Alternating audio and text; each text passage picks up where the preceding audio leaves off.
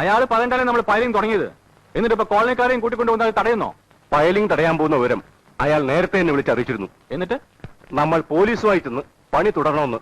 അയാൾക്ക് എന്താ ഭ്രാന്തുണ്ടോ? അയാൾ എന്തെങ്കിലും ബുദ്ധി കണ്ടിട്ടുണ്ടാവും മിസ്റ്റർ തോമസ്. അല്ലാണ്ട് ഇങ്ങനെയൊന്നും ചെയ്യില്ല.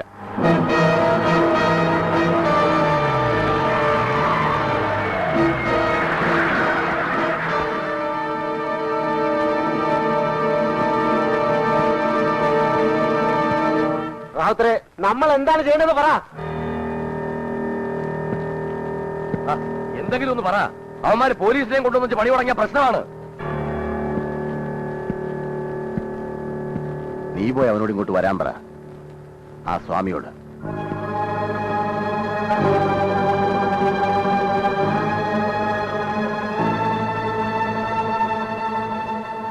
എന്താ? നീ പോയി അവന്മാരോട് ഒന്നുകൂടി സംസാരിക്കണം.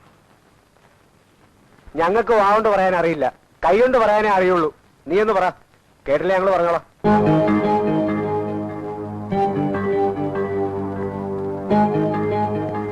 Vietnam Golniki! Vietnam Golniki!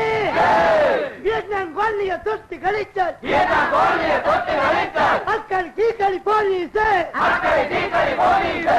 Vietnam Golniki tutti galittan! Vietnam Golniki tutti galittan! Akkari tikari police! Akkari tikari police! Vietnam Golniki tutti galittan! Vietnam Golniki tutti galittan! Akkari tikari police! Akkari tikari police! Pullane! Pullane! Police പട്ടാളം പുല്ലാണ്. എന്താ നിങ്ങളുടെ ഉദ്ദേശം? ഈ പണി തടയാനാണെങ്കിൽ അത് സാധ്യമല്ല. ഇത് കമ്പനിക്കാരുടെ സ്ഥലമാണ്. അവർക്ക് പണി നടത്താൻ പോലീസ് പ്രൊട്ടക്ഷൻ ആവശ്യമാണെന്ന് വന്നാൽ ഞങ്ങൾക്ക് കൊടുക്കാതിരിക്കാൻ പറ്റില്ല. അതുകൊണ്ട് ഇത് തടയണമെന്നുണ്ടെങ്കിൽ നിങ്ങൾ കോടതിയിൽ സ്റ്റേ മേടിച്ചുകൊണ്ട് തരണം. സ്റ്റേ മേടിക്കുന്നത് ഏത് വകുപ്പിലാ? വല്ലവരുടെയും കെട്ടിടത്തിൽ വാടക കൊടുക്കാതെ കയ്യേറി താമസിക്കുന്നവര് ഏത് വകുപ്പിലാ സ്റ്റേ മേടിക്കുന്നത്? മിസ്റ്റർ തോമസ്, നിങ്ങളൊരു വക്കീല് മാത്രമല്ലേ, അല്ലാതെ കോടതി ഒന്നുമല്ലല്ലോ. നിങ്ങൾ ഞങ്ങളെ നിയമവും വകുപ്പും കോടതി ഒന്നും പഠിപ്പിക്കണ്ട. ഈ മണ്ണിൽ ജനിച്ചു വളർന്ന മനുഷ്യരാണിവർ. അവർക്ക് ഇവിടെ താമസിക്കാനുള്ള അവകാശം നിഷേധിക്കുന്നത് ഏത് വകുപ്പാണ്, ഏത് കോടതിയാണ്?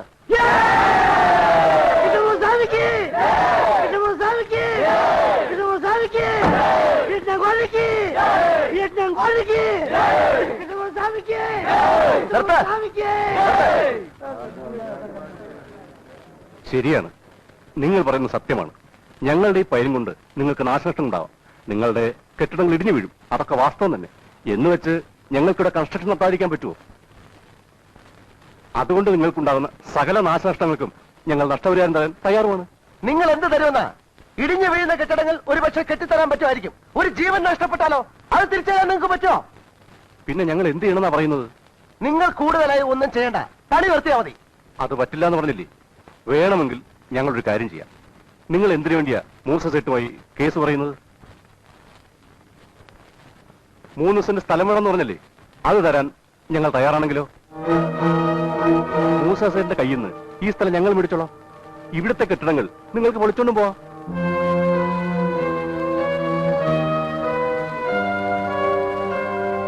പറ, നിങ്ങളുടെ തീരുമാനം എന്താ വെച്ചാ പറ. അതിന് മറുപടി പറയേണ്ടത് ഞാനല്ല, ഇവരാണ്. ഇവരുടെ നേതാക്കന്മാരാണ്. അവരുമായി ആലോചിച്ചതിന് ശേഷമേ അതിന് മറുപടി പറയാൻ പറ്റൂ. മതി, അതുവരെ ഞങ്ങൾ വെയിറ്റ് ചെയ്യാം. ഈ പണി ഞങ്ങൾ നിർത്തിവെക്കാം.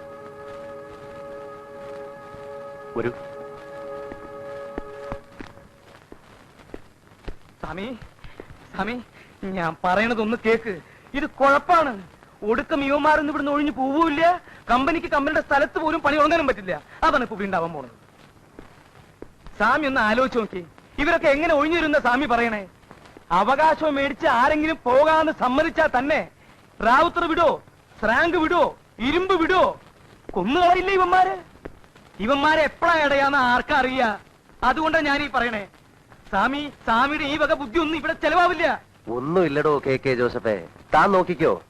ആദ്യം ഇവിടെ നിന്ന് ഒഴിഞ്ഞു തരാമെന്ന് സമ്മതിക്കുന്നത് ഈ റാവുത്തരും ജോണും ശ്രാങ്കും ആയിരിക്കും. അവന്മാരിവിടെ നിന്ന് പോകാത്തതും മറ്റുള്ളവരെ പോകാൻ സമ്മതിക്കാത്തതും എന്തുകൊണ്ടാണെന്ന് എനിക്കറിയാം. ഇനി അതിൽ പിടിച്ചാടോ ഈ കൃഷ്ണമൂർത്തി കളിക്കാൻ പോകുന്നത്? തീക്കളിയാ സ്വാമി, തീക്കളി. തീ കണ്ടാൽ പേടിച്ചോടുന്നവനല്ലടോ, അതടക്കാനും അണയ്ക്കാനും മന്ത്രമറിയാവുന്നവനാണ് ബ്രാഹ്മണൻ. താൻ കണ്ടോ?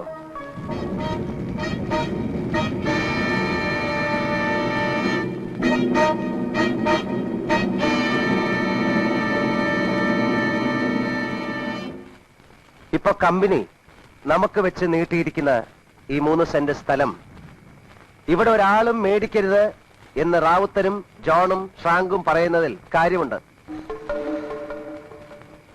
അതുപോലെ തന്നെ മൂസ സേട്ടുവുമായിട്ടുള്ള കേസിൽ നമ്മൾ ജയിച്ചാലും കിട്ടാൻ പോകുന്നത് ഇതേ 3 സെന്റ് തന്നെയല്ലേ എന്ന് നിങ്ങൾ ചോദിക്കുന്നതിലും കാര്യമുണ്ട്.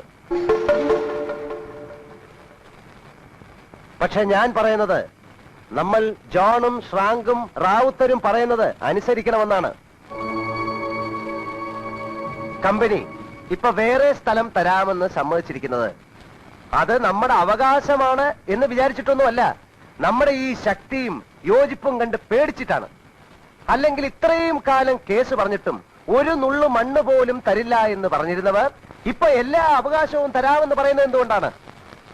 അതുകൊണ്ടാണ് ഞാൻ പറയുന്നത് ഈ ശക്തിയും യോജിപ്പും എന്നും ഉണ്ടാവണം. അല്ലാതെ ഇപ്പൊ തരുന്ന 3 സെന്റ് സ്ഥലവും വാങ്ങിച്ചുകൊണ്ട് നമ്മൾ എങ്ങോട്ടെങ്കിലും ഛിന്ന ഭിന്നമായി പോയാൽ നഷ്ടപ്പെടാൻ പോകുന്നതും ഇതേ ശക്തിയും യോജിപ്പും തന്നെയാണ്. ഇപ്പോ നമ്മൾ കമ്പനിയോട് ആവശ്യപ്പെടേണ്ടത് ഇതാണ്: നമുക്ക് 3 സെന്റ് സ്ഥലം വീതം മാത്രം തന്നാ പോരാ എന്നും അതൊന്നായിട്ട് തരണമെന്നും അവിടെ താമസിക്കാൻ ഇതുപോലൊരു കോളനി പണിത് തരണമെന്നും പറയണം.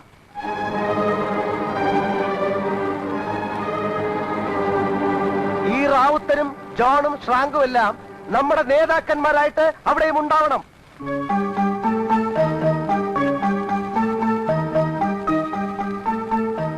എന്ത് പറയുന്നു? സാധ്യമല്ല.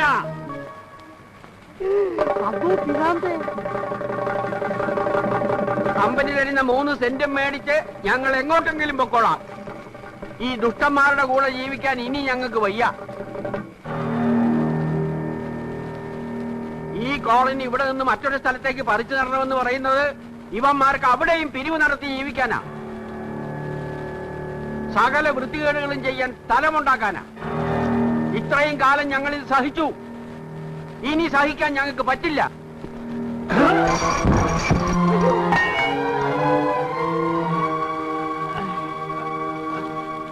എല്ലാരോടും കൂടിയാ പറയണത്.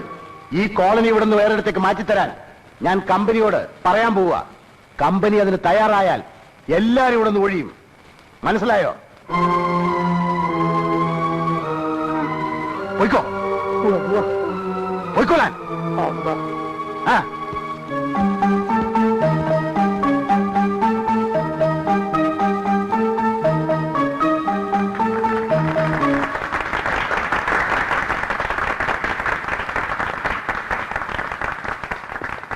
പക്ഷെ ഞാൻ പറയുന്നത് അവരുടെ ഈ ഡിമാൻഡ് നമ്മൾ അംഗീകരിക്കാൻ പാടില്ല എന്നാണ്.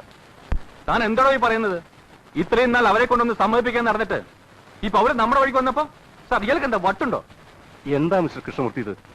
നമ്മൾ അവർക്ക് കൊടുക്കാൻ തീരുമാനിച്ച കാര്യങ്ങൾ തന്നെയല്ലേ അവരിപ്പോ ഇങ്ങോട്ട് ഡിമാൻഡ് ചെയ്തിട്ടുള്ളൂ. പിന്നെന്താ സാർ, കോളനിക്കാരെ എനിക്കറിയാവുന്നതുപോലെ നിങ്ങൾക്ക് ആർക്കും അറിയില്ല. ഇന്ന് നമ്മൾ ഇത് അംഗീകരിച്ചു കൊടുത്താൽ നാളെ അവരുടെ ഡിമാൻഡ് വേറൊന്നായിരിക്കും, അടുത്ത ദിവസം മറ്റൊന്നായിരിക്കും. മാത്രമല്ല, നമ്മൾ ഇത് അവർക്ക് വെച്ച് നീട്ടുന്ന ഔദാര്യമായിട്ട് ഒരിക്കലും അവർക്ക് തോന്നരുത്. നമ്മുടെ കയ്യിൽ നിന്ന് ബലമായിട്ട് മേടിച്ചെടുക്കുന്ന അവകാശമായിട്ടാണ് അവർക്ക് തോന്നേണ്ടത്. നാളെ നിങ്ങൾ രണ്ടുപേരും കോളനിയിലേക്ക് വരണം. എന്നിട്ട് അവരുടെ മുമ്പിൽ വെച്ച് പറയണം അവരുടെ ഈ ഡിമാൻഡ്സ് ഒന്നും അംഗീകരിക്കാൻ പറ്റില്ല എന്ന്. താനെന്താ ഞങ്ങളെ കോളനിയിലേക്ക് കൊണ്ടുപോയി കൊലിക്കൊടുക്കാൻ പോകുന്നു? ഒന്നും ഉണ്ടാവില്ല സാർ, ധൈര്യമായിട്ട് വരണം. ഞാനില്ലേ അവിടെ.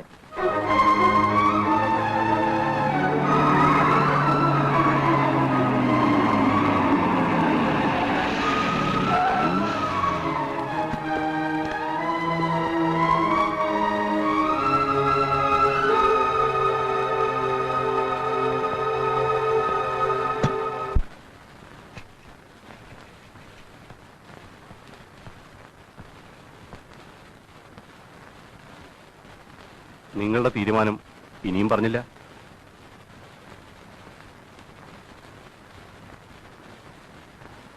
ഞങ്ങൾ ഇവിടുന്ന് ഒഴിഞ്ഞു പോകാൻ തയ്യാറാണ്. പക്ഷെ ഞങ്ങൾക്ക് 3 സെന്റ് സ്ഥലം വീതം തന്നാ മാത്രം പോരാ. പിന്നെ ആ സ്ഥലത്ത് ഞങ്ങൾക്ക് താമസിക്കാൻ വീടുകളും പണിത് തരണം. എന്താ നിങ്ങൾ ഈ പറയണത്? ഇവിടെ ഉള്ളവർക്ക് ഞങ്ങൾ വീട് പണിത് തരണമെന്നോ? അതെ, കാരണം അതൊന്നും നടക്കുന്ന കാര്യമല്ല. താമസിക്കാനുള്ള സ്ഥലം തരാം, അല്ലാതെ അവിടെ വീട് വെച്ച് തരാനൊന്നും കമ്പനിക്ക് പറ്റില്ല. എങ്കിൽ നമുക്കിതിവിടെ വെച്ച് അവസാനിപ്പിക്കാം. ഇനി നിങ്ങൾ നിങ്ങളുടെ പണി നോക്കിക്കോ, ഞങ്ങളുടെ പണി ഞങ്ങൾ നോക്കിക്കോളാം.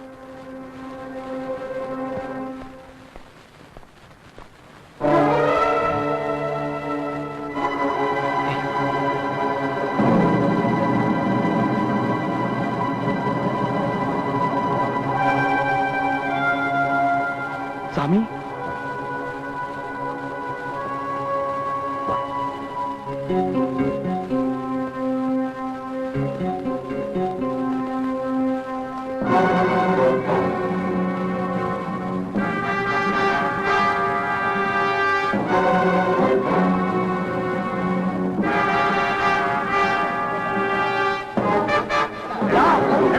ഇതൊക്കെ ഞങ്ങളെ കുടി ഒഴിപ്പിക്കണോ ഇവിടെ കമ്പനി എന്താണ് നോക്കണത് ഇതുകൊണ്ട് പോവില്ല നിന്റെ ഒരു കോട്ടം തൊട്ട് വാടാ പോന്നി ഒന്ന് ചെയ്ത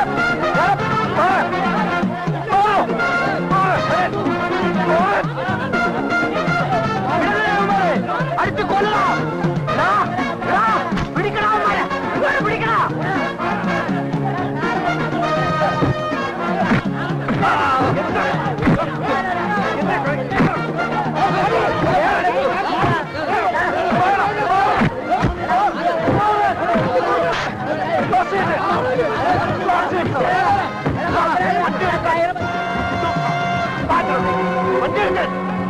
വണ്ടി എടുക്കണോ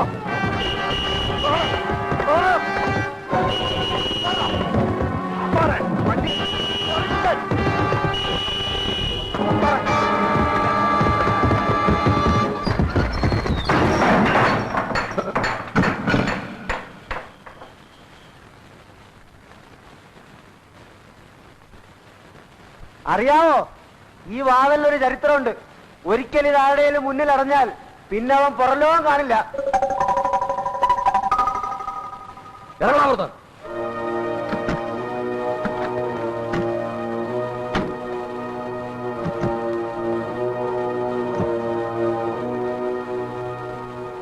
ഇപ്പൊ സാറുമാർക്ക് മനസ്സിലായി കാണുമല്ലോ ഈ കോളനിക്കാരുടെ ശക്തി എന്താണെന്ന്.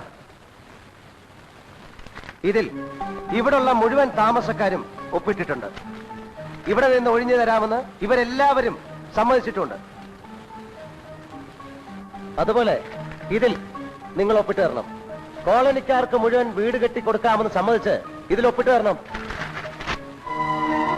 ഒപ്പിടണം സാർ.